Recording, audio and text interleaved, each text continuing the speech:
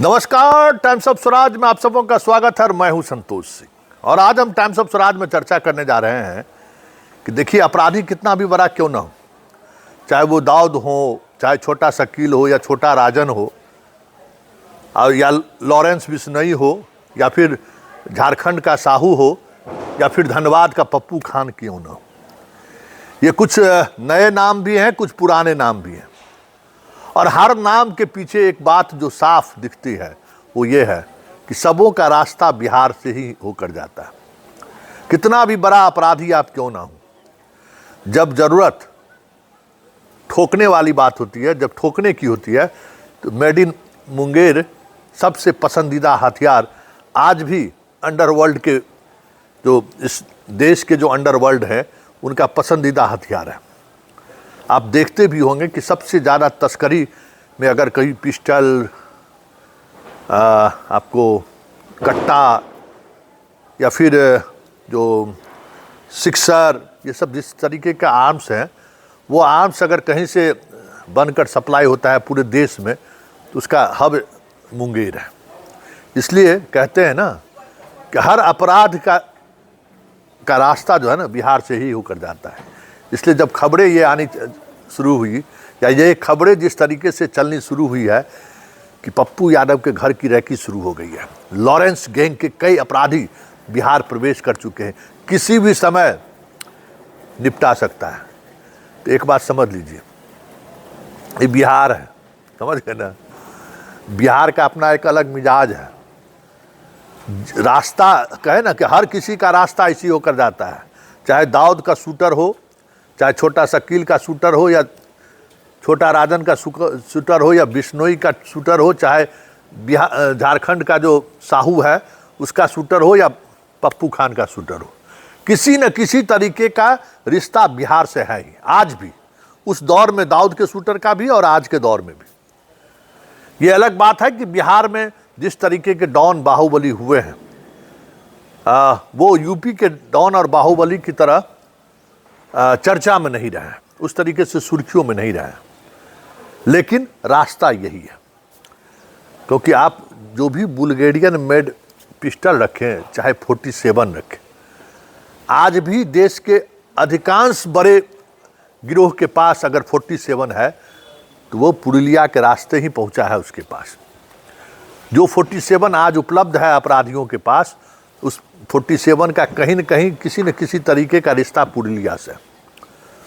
इसलिए ये तय मानिए कि गुर्गे कितना भी बड़ा क्यों ना हो, कट्टा चलाने की ट्रेनिंग उसे बिहार में ही मिलता है। गुर्गा कितना भी बड़ा अपराधी क्यों ना हो, अपराध का ककारा बिहार में ही पड़ता है। बिश्नोई का ऑपरेशन देख लीजिए ना, चाहे पहले बार सलमान खान के घर हमला करने के, गोली छोड़ने की बात हो, या फिर अभी हाल के दिनों में जो गोपालगंज, मोतिहारी और बेतिया में जो उसके लोग पकड़ाए हैं, कहाँ से आए रहे, कहाँ से हथियार ला रहे हैं।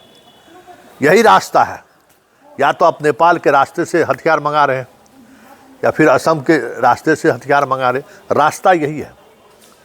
इसलिए कितना भी अंडरवर्ल्ड का डॉन क्यों न रहा हो, चाहे वो दाऊद हो, चाहे छोटा शकील हो, छोटा राजन हो, चाहे पप्पू खान हो, बिश्नोई हो, चाहे सहुआ हो, हर किसी का को अगर अपनी विरासत बचाए रखनी है, अपनी सियासत को बचाए रखनी है, तो बिहार के डॉन से कंप्रोमाइज उसे करना ही पड़ता है। कौन रास्ता होकर जाइएगा, बिहार तो आना ही आना है, नेपाल जाइए तब, असम के रास्ते नॉर्थ ईस्ट जाइए तब, जाना रास्ता तो यही है।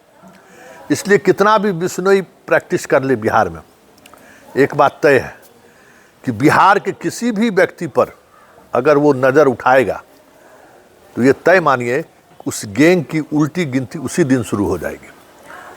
क्योंकि बिहार के अपराधियों का रिश्ता, या बिहार के पूर्व के बाहुबलियों का रिश्ता मलेशिया से लेके, कनाडा से लेके दुबई तक है।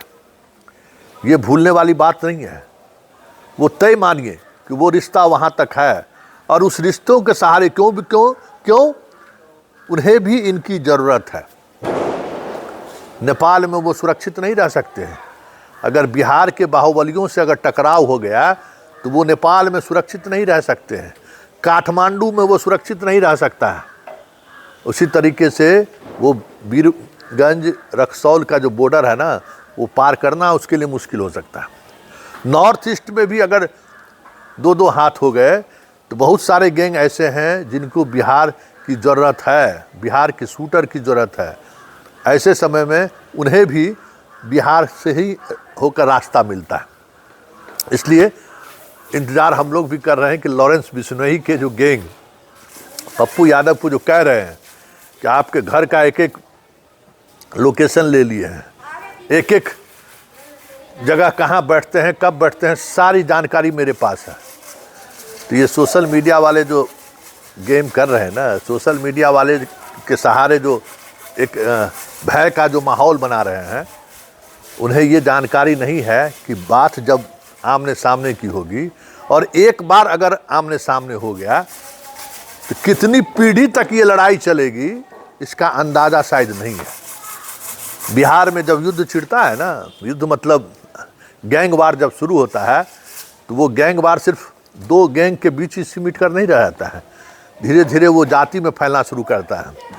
फिर धीरे धीरे वो जाति से जो है उपजाति में फैलना शुरू होता है।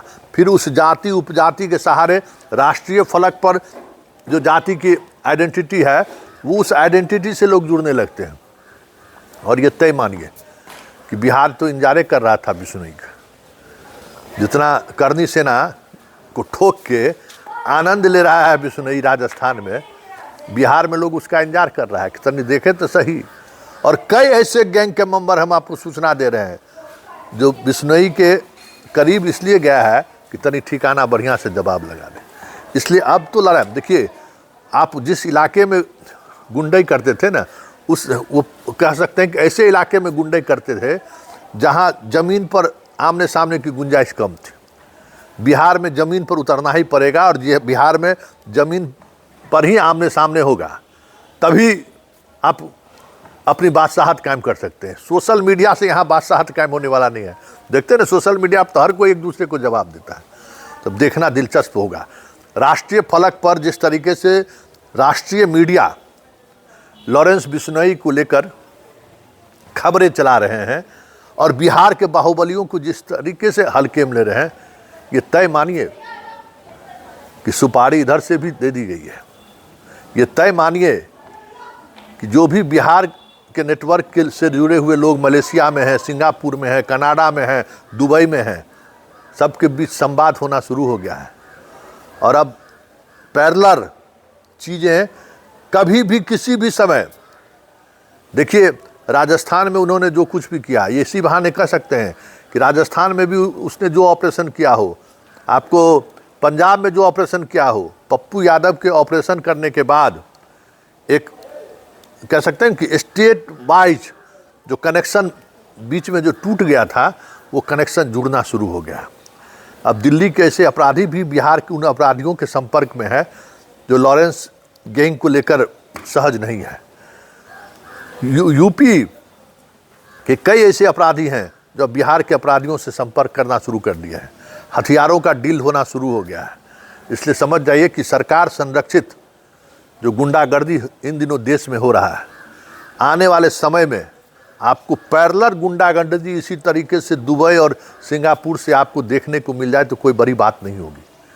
क्योंकि इन लोगों ने बूढ़े शेर को जगाया जरूर है, लेकिन उस शेर का कई ऐसी चीज़ें हैं जिनको नज़रअंदाज नहीं किया जा सकता है।